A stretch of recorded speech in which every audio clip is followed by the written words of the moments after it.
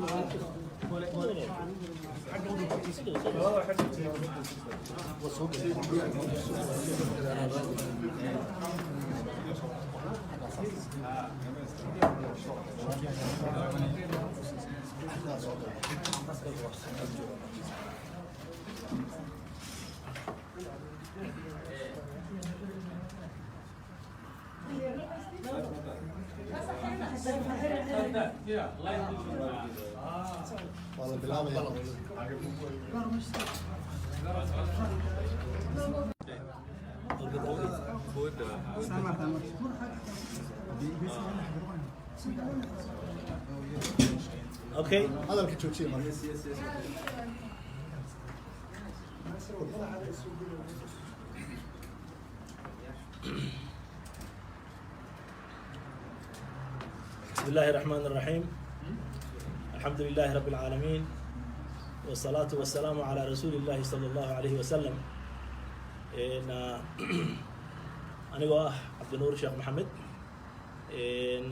وحان سوق الدنيا إن شاء الله. بيانكي كسب بحي كلنكي وتشيلها وأي سياسيين يوحجرت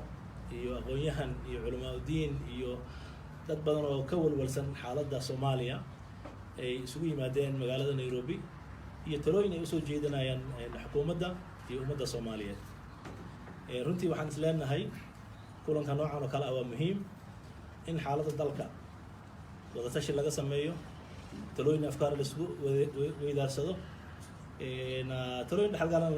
meesha laga sheego. Marka runtii waxaan isleeyahay axsaabta siyaasiyiinta waxgaradka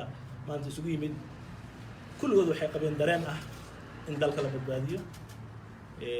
حكومة تلوين لسيو ومدى الصومالية لو وعي قليو ولو موجيو وذا هذا القي وذا تشي وأفكارتك لدوان إنه مهم وتحي قد يسعد ومدى الصومالية نرنتي نسيب درو إن لو كل بواي مقالة مقدشو أما علس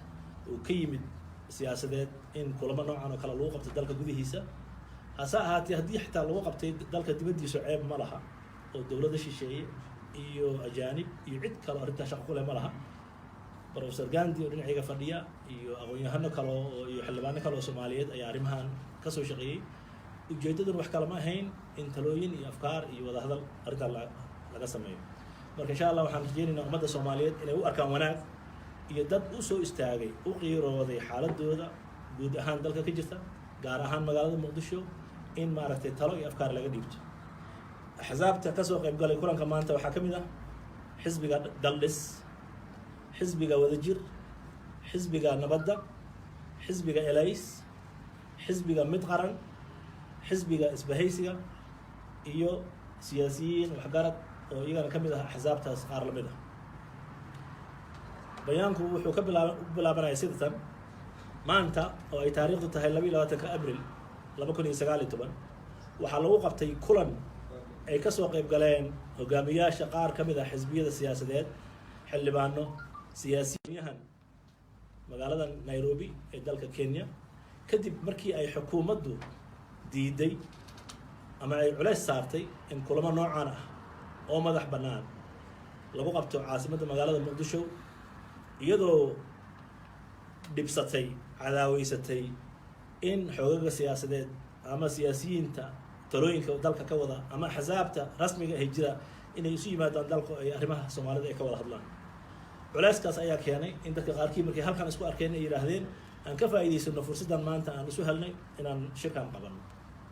sababta ugu weyn ee kulanka loo qabtay ayaa ahayd walaac laga qabo halista soo food saartay geedi socodka dhismaha dawladnimada iyo nabadeynta Soomaaliya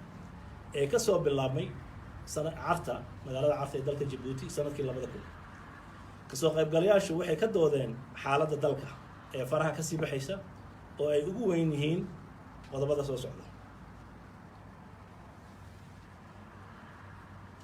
amniga kasoo qaybgalayaashu waxay hoosta ka xariiqeen in xukuumaddu ku fashilantay sugidda amniga guud ee dalka gaar ahaan nabadgelyada caasimadda magaalada muqdisho waxay kaloo xukuumaddu ka mira dhalin weysay hirgelinta heshiisyadii amni ee ay wada galeen dowladda federaalka ah iyo dowlad goboleedyada iyadoo muddo sanad ah kulan aysan yeelanin golihii amniga qaranka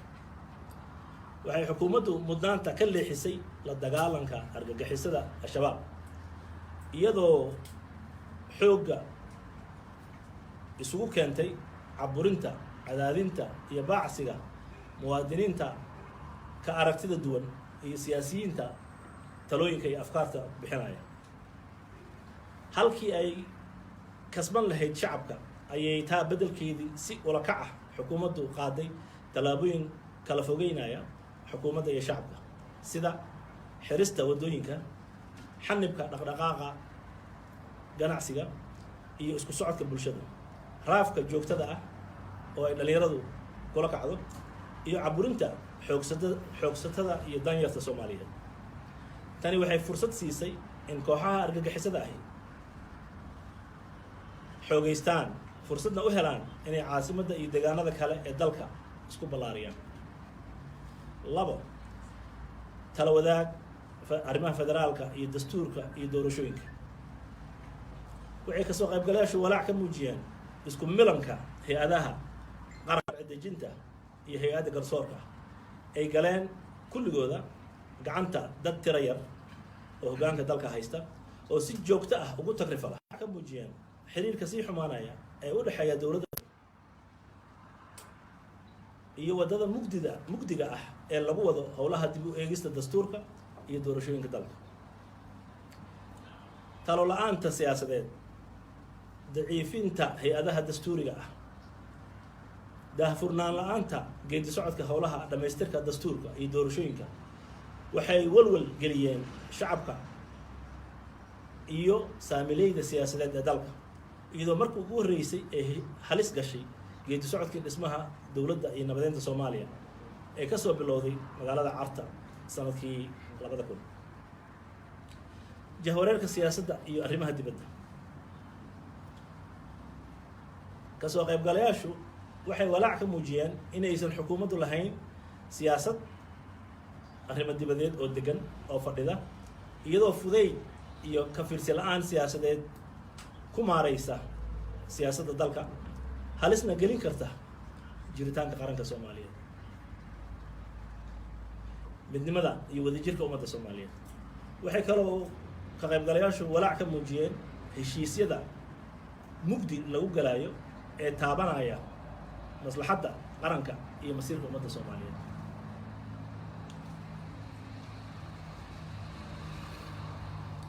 wada hadalka somaliland iyo maqaamka caasimadda muqdisho kasoo qaybgalayaashu waxay walaac ka muujiyeen in muddo 2 sano ah iyo in ka badan ay xukuumaddu aysan bilaabin wada hadaladii soomaaliya iyo somaliland taasoo beddelkeedana ay dhiilo iyo xasaasiyad kicin kula dhaqanto walaalaheenna reer somaliland waxay kaloo walaac ka muujiyeen cadaadiska joogtada ah ee xukuumaddu ku hayso shacabka muqdisho iyadoo hor istaagtay dadaal kasta oo lagu badbaadin karo lagu baadigoobayo in la helo maqaam ay leedahay magaalada caasimadda ee muqdisho xuquuqda muwaadinka waxay kasoo qaybgalayaashu ka walwalsan yihiin caburinta iyo cadaadinta joogtada ah ee lagu hayo shacabka soomaaliyeed gaar ahaan dadka ku dhaqan magaalada muqdisho iyo nawaaxigeeda hoggaanka dowladdu waxay iska indhatireen dhibaatooyinka shacabka muqdisho oo u baahan hiilo dowladeed iyo dareen in dowladdooda ay u turayso haddaba waxay cabsi ka muujiyeen in cadaadiska iyo culayska shacabka oo sii socda uu keeni karo kacdoon fowdo horseeda dalkuna mar kale uma baahna mana xamili karo kacdoon shacbi gunaanad waxay kasoo qaybgalayaasha u muuqataa in 2 sano ee lasoo dhaafay iyo wixii ka horreeyey in wixii hore ay u dhisnaa waxba laga qabanin balse wax loo dhimay mana muuqato saansaan muujinaya isbeddel dhinaca aragtida iyo ficilka ah oo lagu saxo khaladaadkii 2 sano ee lasoo dhaafay lasoo maray. sidaa daraaddeed waxay kasoo qaybgalayaashu ku baaqayaan kow in hoggaanka dalku uu la yimaado talo dalka iyo dadka lagu badbaadiyo, lana helo xukuumad kasban karta kalsoonida shacabka iyo xoogagga siyaasadeed ee dalka ka jira si loo dhammaystiro howlaha masiiriga ah ee horyaalla qaranka sida xasilinta dalka, dib u eegista dastuurka, qabashada doorashooyin qof iyo cod oo xilligeeda ku dhacda iyadoo aan la aqbali karin wax la yiraahdo muddo kororsi. 2 haddii ay madaxda dalku iska dhegatiraan baaqyada iyo tala soo jeedinta dadka saamileyda siyaasadeed iyo talada dalka wax ku leh, haddii aan laga dhegaysan talooyinkooda,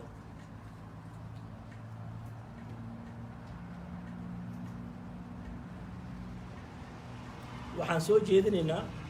in dalka gudihiisa la isugu yimaado shir qaran bisha Juun ee sanadkan 2019 ah oo dalka gudihiisa lagu qabto si looga wada hadlo arrimaha masiiriga ah dalka iyo talooyinkii la soo jeediyey oo ay xukuumaddu tixgelin weysay. waxaan ku baaqaynaa in xukuumaddu ay soo dhaweyso in shirarku ay ka dhici karaan magaalada Muqdisho iyo dalka intiisa kaleba, siyaasiyiintana ay xaq u leeyihiin dastuurkan uu qorayo in dalka lagu kulmi karo, talooyin afkaarna la isku weydaarsan karo. 3 beesha caalamka oo baryahan u muuqata inaysan daacad ka ahayn siyaasadda Soomaaliya, waxaan ugu baaqaynaa inay mudnaanta koowaad siiyaan howlaha lafdhabarka u ah nabadeynta iyo dhismaha dowladnimada Soomaaliya, kana waantoobaan inay siyaasadda Soomaaliya soo faragashtaan oo ay arrimaha dalka ay ku yeeshaan raad aanan wanaagsanayn. هذا وبالله توفيق. waxaan is leeyahay bayaankaasu howl adag oo la soo qabtay ayuu ahaa, talooyin aad loo maaragtay lafaguro ayuu ahaa. waxaan rajaynaynaa inay ummadda Soomaaliyeed soo dhaweeyaan oo ay u arkaan talooyinkan kuwa dhaxalgal ah, waxna ku tari kara geedi socodka ummadda Soomaaliyeed. aan loo arkin kulanka siyaasiyiinta isku dhafan oo Soomaaliya oo dhan ka kooban oo isu yimid oo dareen ka muujiya xaaladda dalka, inaan loo arko mucaarad kaliya ah ee loo arko kuwa wax lagu saxayo, dalka lagu hagaajinayo, dowladduna ay soo dhaweyso. assalaamu calaykum waraxmatullahi wabarakaatu.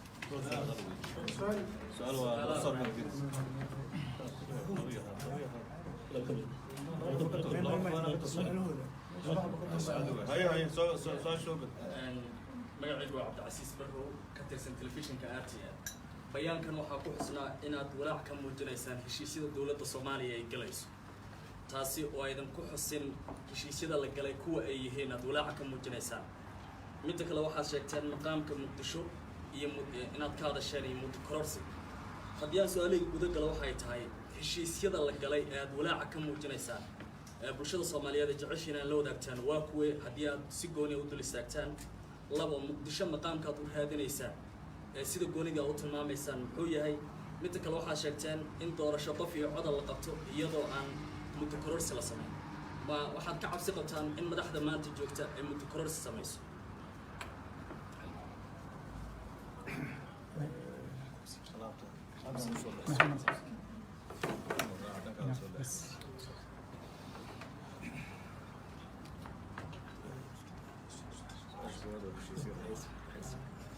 بسم الله الرحمن الرحيم. سؤال شو رسالة أنا سكوت أنا كجوابه. سؤال شو رسالة أنا سكوت أنا كجوابه. ولا وقت الصعداء الشيء سدا وحاكمه الشيء سدا الأحمري دولة الصومالية إيو إثيوبيا. وحاول وأنا أوين ولا جش كنا إمارتي إني فردوين إثيوبيا لسي ولا جش كنا إني دولة إثيوبيا سبعين سنة أيضا صدّن أو كون أونين أو مارينا أي سميسنا شبابنا على الرهين سؤالها قاركود السويدين أنا أيتاي إن بدأ سيدا جديد وأيتاي سوماليا وحنا وحبك أوجين مركي اللي تجي إريتريا وحيابها الإسكور راعي ودولة إريتريا إثيوبيا الصوماليا إسكور راعين وحاك اللي تأجرت إن ضبيشي هذانا مركي واجه هرس عتي ضبيلا ما هنا درين يسعته oo eritreyaanka ay tageen somaliland oo dowladda jabuuti oo markaa ay moodeysay aragtida hore iyo faceka koowaad inay ahaayeen marginaal ama gees la dhigay in ay soomaaliya kusoo noqotay waxaasoo dhan waxaa weeyaan wax mugdi ku jira oo aanaan ogeyn loona baahan yahay shacabka soomaaliyeed in loo fasiro baarlamaanka iyo xeeldejinta in loo fasiro dadka soomaalidana ay si cad ay u arkaan marka taas waxaa waaye su-aashaada koowaad su-aasha labaad muddo kororsiga waxaa weeyaan dowladdan waxaa lagu doortay oo ay ku timid inay 40 sannadood oo ay xilka hayaan inayna gaadhsiiyaan hal cod iyo hal qof soo ma garan waxaa muuqanaysa in ilaa iyo haddeertaan wax tilaaba oo laga qaaday in ay timaado in hal cod iyo hal qof ay dhacdo dalkii in la xoreeyaa loo baahnaa lama xoreynin cagsi waxaa waaye dhul badan baa laga baxay oo hadda waxaa waaye ay shabaabku ay qabsadeen mugta marka waxaa weeyaan waxaa anaga noo muuqda markaa walaac ah maadaama qorshuhu uu ahaa in marka la nabadeeyo dalka tirakoob la sameeyo tirakoobkaa marka la sameeyo lagu saleeyo kuraasida imaanaysa markaas ayadoo dalku uu amni yahay dadku ay codkooda ay la baxaan marka ma muuqato marka walaac inaanu walaacna taasaa keenaysa soo ma garan ayadaana keenaysa in aanan la dhihin hadhowdii 4 sano waxba waan ku keeni weyno hal qof iyo hal coda laakiin ana loo dheereeyo marka waxaa waaye ballantii ay qaaday dowladdu oo 4 sano ahayd waa inay ka soo baxdo waxaan ka cabsi qabnaa in aanay dhici karin taana waxaa waaye qodobkaaga labaad maqaamka muqdisho wax weyn oo annaga aan keenayna male dastuur kasta iyo axdi kasta oo ilaa carto soo baxay oo kii imbigaati uu ku jiro oo dastuurkan hadda kumeel gaarka uu ku jiro waxaa ku jirta in maqaamka muqdisho laga hadlo marka kuwii kumeel gaarka ahaa waa ka hadli waayeen soo garan kuwaan oo ayaguna ka baxay kumeel gaarkii waxaad moodaa mar alaaliya mar kasta oo laga hadlo maqaamka muqdisho waxa ay noqon doonto yaa oo dadku ayagoo heshiis ku ah ay noqon doonto maqaamka muqdisho inaad moodo in laga cararahayo mugta oo aan la ogolayn ama haddii kaleeto ayna ahayn haddii laga hadlo caburis uu jiro marka su-aashaada saddexaadna intaasaan uga media aan Soomaali ahayn haddii English ay ku heli karaan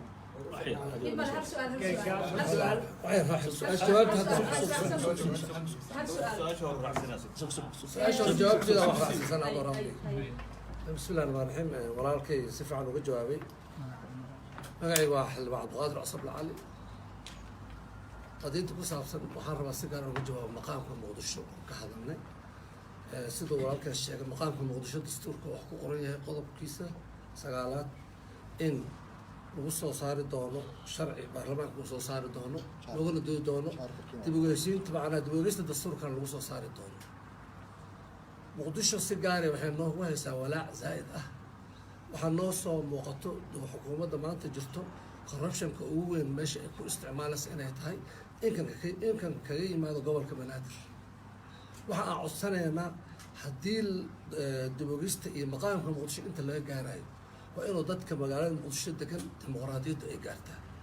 sida dadka jubbaland ay u dooranayaan madaxweynahooda oo ay hirshabelle u dooranayaan oo galmudug ay u dooranayaan waxaan rabnaa maamulka muqdisho maamulayo in shacabka dhex degan oo canshuurta looga qaadayo ay u helaan maamul ayagu ay doortaan inta laga gaarayo caasimadda iyo maqaamka xusitaankiisa waxaa dhacay waxaa muuqato in dadweynihii magaalada muqdisho maalmalba jadiidka laga xiraayo maalmalba bajaajyadii la dilaayo caburiska xooggiisa maanta laga warramaayo oo dhan waxa uu ku socdaa dadka magaalada muqdisho degan waxaan u baahannahay inay helaan maamul ay la xisaabtami karaan baahidooda dhibaatooda ay u sheegan karaan laguma maamuli karo magaalada muqdisho qof lasoo magacaabay oo ka cabsanaya biri in la bedelo waa inay heshaa dimuqratisation oo dadka magaalada muqdisho inta maqaamka iyo dastuurka dib u hegista la gaaray xataa waa in la helaa maamul dadka muqdisho ay leeyihiin ayago ay soo doortaan oo aynan dhicin 15% canshuurta dakhliga dowladda soo gashay gobolka banaadir la siinaayo unaccountable waayo sidaad ogtihiin guddiga maaliyadda ee baarlamaanka markii loo soo gudbiyay hanti dhowr ku soo gudbiyey 6 bilo ugu horreysay 2018 lacagta ku maqnad oo unaccountable oo meel lagu baxshay aan la aqoonin waxay gaaraysaa $16 milyan oo $6 bilo kalena intoo kale laga yaabo inay tahay ilaa ay hadda qof la xisaabtamaayo hay-ad la xisaabtamayso shacab la xisaabtamaayo lama haayo meesha dhibaatadu lagu haayo shacabka soomaaliyeed hadday dowlad dhexe tahay haddii wax kasta ay tahay waxay tahay maamulkii banaadir in loo isticmaalayo in lagu gamaado shacabka soomaaliyeed taas ayay tahay konseynka ugu weyn oo aan ka qabno oo loo baahan yahay in la helo demoqratization maamul dadku ay soo doortaan gobolka banaadir u noqon haddii ilahay rawaana mahadsantahay waa mahadsantahay xildhibaano labada aqal ee dowladda ii muuqda siyaasiyiin xilal soo qabtaa sidoo kale fadhiya so lagama qurux badna timaadaan inaad baaq ka soo saartaan adinkoo heli kara magaaladii muqdisho ee soomaaliya iyo dadka aad matalayseen inaad ka hadashaan maanta waxaad soo jeedisaan aad ka jeedisaan waa qodob midda labaad waxaa ka doodeen ood ka hadasheen ka mid ahaa hadalkiina maqaamka muqdisho ma ka hadasheen weligin baarlamaanka adinkoo jooga maqaamka muqdisho khaasatan xildhibaanada matalaya deegaankaas maxaa idiin diiday muqdisho marka baarlamaanku isku yimaado inaad mowqifkiina ka caddaysaan aragtida aad ka qabtaan inkastoo caasimad ay tahay soose sharaf dhacdinkuma noqonaysa maanta nairobi inaad baaqinta kasoo jeedisaan dowladdii aad ka tirsaneydeen inta ka dhalishaan adinkoo heli kara magaalada muqdisho inaad ka hadashaan بسم الله الرحمن الرحيم قضية مقامك سida aan hore u tilmaannay in badanna waa ka hadalnay baarlamaankan waxa uu sugayay in loo soo gudbiyo cutubiyada ugu horreeyay dastuurka oo guddiga dib u eegista dastuurka 2 sano ka hor baarlamaankii 9aad ay soo diyaariyeen oo kuwa dambana ay soo diyaariyeen ilaa hadda looma keenin baarlamaanka Soomaaliya loomana keenin inay ka doodaan laakiin annaga waa ka hadalnay in badan welina waa ka hadlaynaa إلى هذا مقام مقدشو دستورك وحكو حري عنده وجست دستورك مركز لسوق الدين ماشي قدر كسر واحد إلا هذا أنت سوين واحد عن كهل لنا واحد تاي إن دتك أي هلان معمول أيوة يصاد دورتان إلى اللي جاري دو وجستس قلب كله المنطق وقصة أبسن محاهل كان واحد لسان وقصة جديد لسان وحنا ملانا وصاد هذا مركز الأخير ناي بيانك ولكن المقدمة دي كتر المعمل dadku meeshaan isugu yimid axsaab isugu yimid wax hore loogu ballamana ma ahayn markii la isku yimid la iswarsaday duruufaha ugu badan oo dadku inay halkan isku warsadaan oo ay gudaha isku warsan waayaan horaa loo tilmaamay waa caburin iyo hor istaagid iyo diidmo ay xukuumadda maanta jirta u diidan tahay dadka siyaasiyiinta ah ka aragtida duwan inay si xor ah ugu shiraan waxaan u maleynayaa inaad la socotaan ood ogtihiin xisbiga wadajir oo ka tirsan dadka maanta meeshaan ku shiraayo in baroordiiq caadiya oo ay ku qabsanayeen loo diiday ciidamo la hordhigay oo ka horna waa ogeeyeen sida loo weeraray xaruntoodii wixii ka dhacay waxyaabahaas iyo waxyaaba is soo taraya oo dhan ayaa u keenay in waxyaabo fara badan looga hadli waayo ama fursado fiican laysku heli waayo iyo jidgooyooyinka joogtada oo maanta lagu sugiyo inaad ogtaan u maleynaa oo baabuur maanta socon karo iyo qof socon kara uu yaraado magaalada muqdisho haddana baaqeena waxaa ku jirtay in shirka soo socdo lagu qaban doono waddanka gudihiisa meeshii ay noqoto muqdisho weliba inay noqotaan rabnaa oo lagu qabto oo looga hadlo laakiin maadaama fursaddan hadda intaan axsaab kala badanaa jirto nagu aragti ah oo naga ra'yi duwaneen oo fikirkaan qabna nala qabto oo maantana aan nala joogin intaan waa intii ishashay sidaasay maxaa diidan labada sano inaad sugataan dowladnimada dowladda waqtigeeda inay siisaan yaa kaloo su-aal qabo su-aasha waa ka jawaab saxaafadeedka waxaa ku jira in bisha Juun shir aad ku qabanaysaan dalka gudihiisa bisha Juun waxaad ku baaqdeen inaad shir ku qabanaysaa aad dowladda ugu baaqdeen in shirka xiga uu ka dhaco dalka gudihiisa dowladda arrinta hadday ka dhagaadagto ma dagaalaysaan samaynaysaa waxaad ku baaqdeen in waa cabdinaasir oo ka tirsan BBC waxaad ku baaqdeen in xukuumad cusub oo isbedel ku samaysa waxyaabaha hadda aad ka cabateen oo dhan ay imaato meesha ma waxaad ku baaqaysaan in xukuumadda hadda joogta la bedelo iyada oo dowladdan waxyaabaha lagu ammaano ay ka mid tahay xasilooni siyaasadeed oo markii hore kolba ra-iisul wasaare la bedeli jiray qodobka labaad ee aan idin weydiinayana waxay tahay haddii shirkan hadda aad meeshan ugu qabateen uu yahay cadaadis idinkaga imaaday dowladda oo aad ku qaban weyseen gudaha muqdisho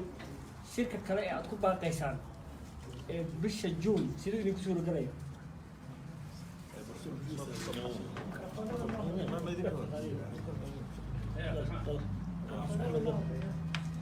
وايه بسم الله الرحمن الرحيم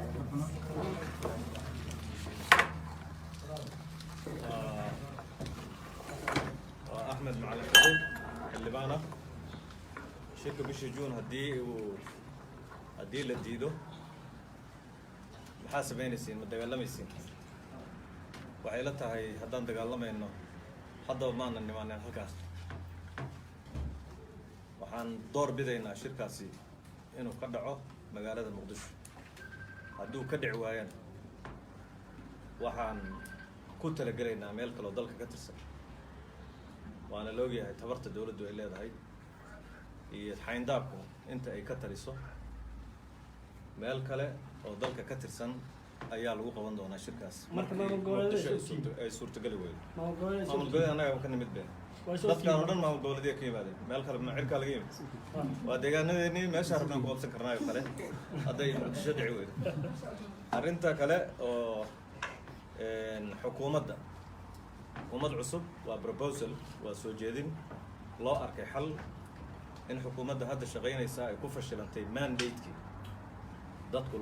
loo xil saaray oo ay ahayd inay dalka gaarsiiso wixii laga hadlayo dastuurka oo dhammaystiran oo afti loo qaaday dalka amnigiisa oo dalka oo dhan oo la xasiliyo doorashooyin qof iyo coda oo la gaarsiiyo dalka way ku fashilantay marka mandate-keedii way ku fashilantay waxaa la soo jeediyey qofka fashilma ama kooxda fashilanta in lagu bedelo maana dhihin annagu hadla ku bedelo laakiin in lagu bedelo dad kale oo mandate-kaas waqtiga yaroo gaaban ka shaqayn kara gaarsiina kara dalka waxyaalahaas la tabaayo o dhan oo xukuumaddii iyo dowladdii la rabay dee inay ka shaqayso waxay ku fashilantay inta yartahay gobolka banaadir oo dee laga shaqaynayay ayaga ku fashilantay inay amni sugto inay dhaqaalihii dalka in iskuulladii iyo isku socodkii isbitaalladii waxaa la maraya in la yidhaahdo qofka dhaawaca lama qaadi karo oo aamin ambulance oo iska voluntary ah oo qaadi jirta dhaawaci in la yidhaahdo lama qaaday halkaasi horta baashii ay ka rogatay marka xukuumadda hadda jirta ahi way ku fashilantay mandate-kaas ra-iisul wasaaruhu hogaamiyo waxaana dadka lagu xushay waxaa la yidhi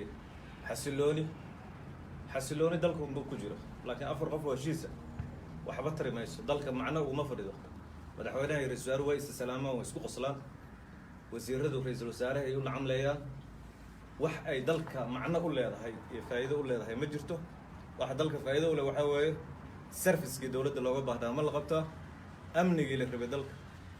waxyaalihii ajandihii siyaasiga ahaa ee waaweynaa oo dastuurkii iyo electionkii ma laga shaqaynayaayo ma lagu aamini karaa dadka hadda jira marka taasaa keentay proposalkaas in la soo jeediyo waxaana loo soo jeedinayo waxaa weeye madaxweynaha wey hadda waxay la tahay xukuumadda asaga unbaa bedeli kara madaxweynaha proposalkaas loo soo jeediyo talo waa shalay waa kii yidhi talaha la siiyo talo waa in lay siiyaa shalay uu ku dhawaaqay mar walba waa la dhaliilaha yidhi talaha lay siiyo taladii uu ficneed maanta waa u malaynaysaa inay halkaa ka soo baxdo dhaliil tiro badan xitaa aan loo jeedin laakiin talooyin wax ku oola oo dad odayaal oo professorra oo wasiirre iyo xilal waaweyn dalkan ka soo qabtay ee hadda xisbiga hogaaminaya dalka u naxaya inay talooyinkaas hadda madaxweynaha siinayaan hadduu madaxweynuhu marka talo u bukay taladii waa tanaa maanta waa loo hayaa waxaan rajaynaynaa inuu u dhagan uglaan doono haddii la yidhahdo waa maasantiin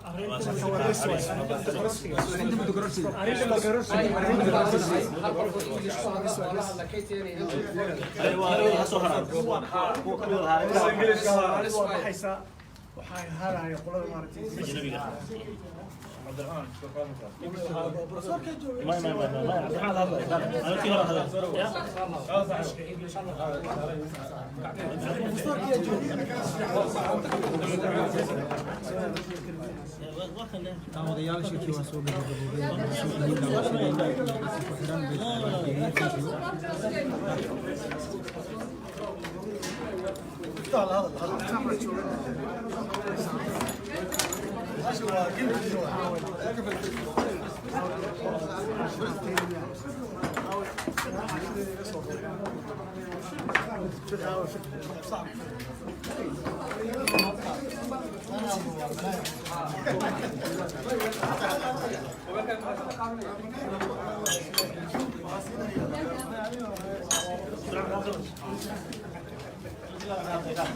Media Somalia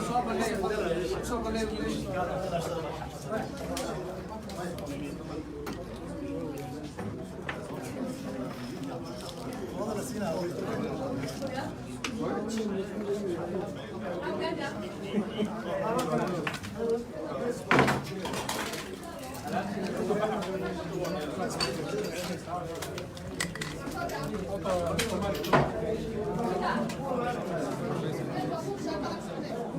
شكرا.